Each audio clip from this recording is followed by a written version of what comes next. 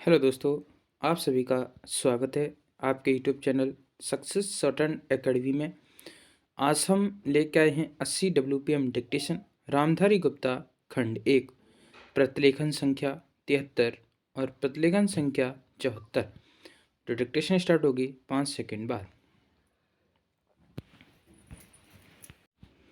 Start. महोदय, आज इस समारोह में सम्मिलित होकर मुझे बड़ी प्रसन्नता हो रही है।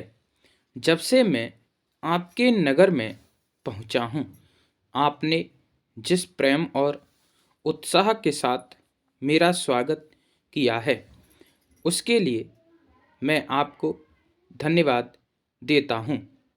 मैं जानता हूं कि यह स्वागत किसी व्यक्ति विशेष के लिए नहीं, बल्कि यह देश के प्रति आपके प्रेम का प्रमाण है।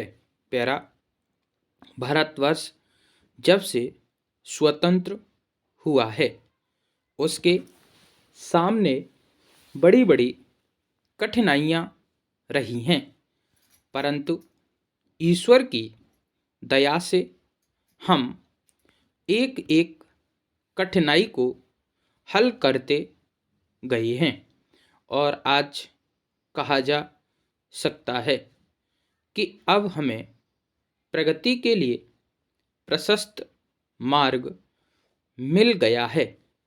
यदि हम चाहें और देश के लिए आपस में मिलजुल कर साहस तथा उत्साह के साथ काम करें, तो संसार में ऐसी कोई चीज़ नहीं जो इस देश के लिए दुर्लभ हो।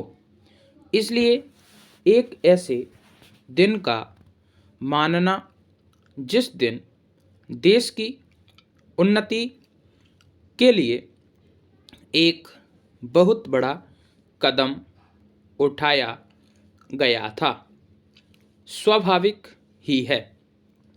अंग्रेज़ों के साथ जिस समय स्वराज्य के लिए समझौता हुआ, उस समय उन्होंने और सब चीज़ों के साथ साथ एक काम और किया, जिसका परिणाम कुछ भयंकर हो सकता था। जहां एक ओर अंग्रेजी राज्य सीधे तौर पर चलता था, वहां दूसरी ओर देसी नरेशों के अधीन 600 से अधिक रियासतें भी थीं। ब्रिटिश सरकार ने जाते समय यह घोषणा कर दी कि ये सभी रियासतें अपने को उन सभी शर्तों और बंधनों से मुक्त समझें जो उन्होंने ब्रिटिश सरकार के साथ किए थे, और प्रत्येक का अधिकार है कि वह चाहे तो हिंदुस्तान के साथ अथवा पाकिस्तान के साथ मिल जाए या अपने को स्वतंत्र रखे। एक नीति के रूप में यह बात बिल्कुल ठीक थी, परंतु यदि हमारे देसी नरेशों के हृदय में भी वह देश प्रेम नहीं होता, तो उन्होंने दिखलाया तो संभव था कि एक वर्ष भारतवर्ष के बदले आज भारतवर्ष के कई टुकड़े हुए होते। यह समस्या देश के एक भाग में अब तक तय नहीं हो पाई है, और वह भाग कश्मीर का है। उसके लिए हम अभी भी चिंतित हैं। देसी नरेशों के देश प्रेम, उनकी दूरदर्शिता और समय को पहचान कर उसके अनुसार अपने को ढाल लेने की उनकी शक्ति के फलस्वरूप ही भारत के दो टुकड़े हो जाने पर भी विशाल भारतवर्ष आज रह गया है।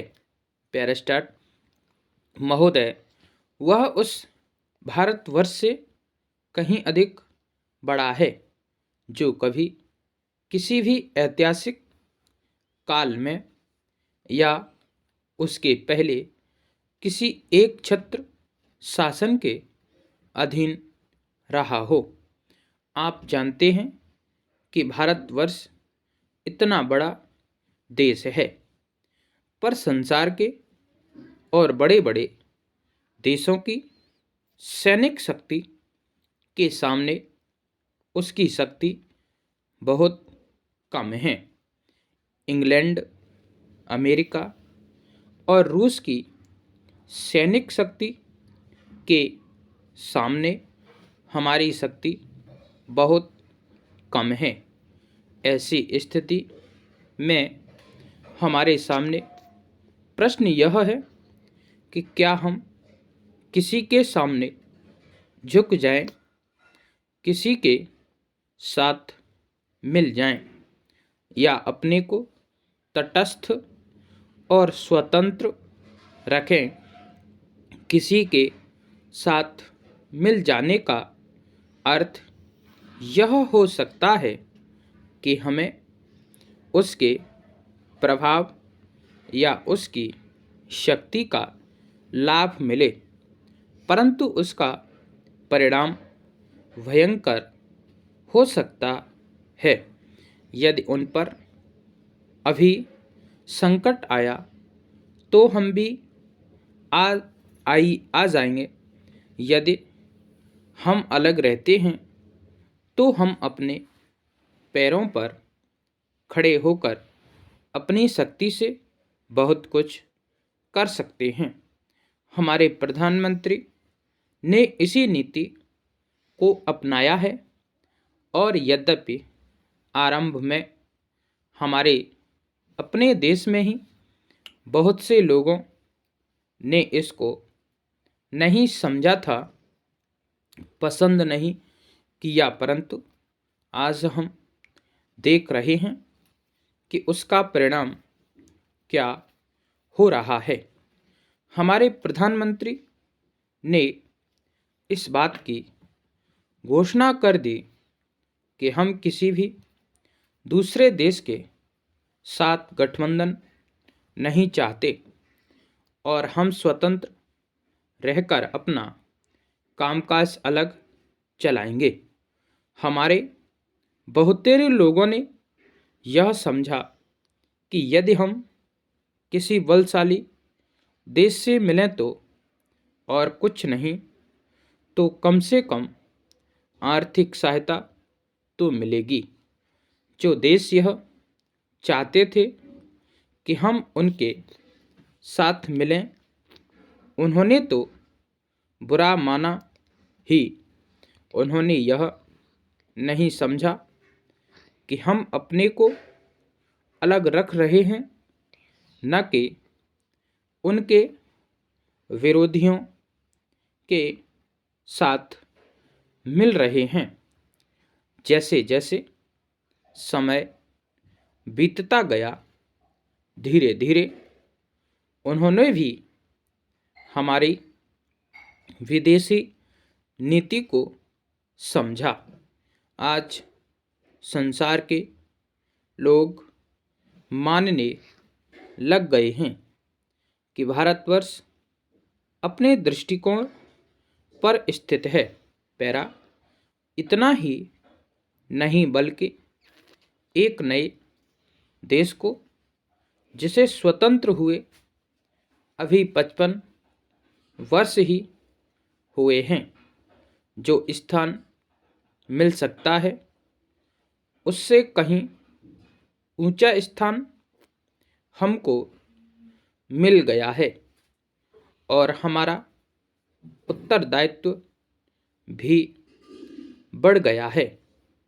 मैं मानता हूँ कि इसी प्रकार यदि हम महात्मा गांधी के दूसरे सिद्धांतों को भी अपनाएं और उसके अनुसार आचरण करें तो इसका संसार पर बहुत प्रभाव पड़ेगा। पूर्ण विराम, स्टॉप। तो दोस्तों, वीडियो अच्छी लगी हो तो लाइक शेयर कमेंट करें, सब्सक्राइब करें, बेल आइकन दबाएं जिससे आप तक नोटिफिकेशन पहुंचता रहे। धन्यवाद।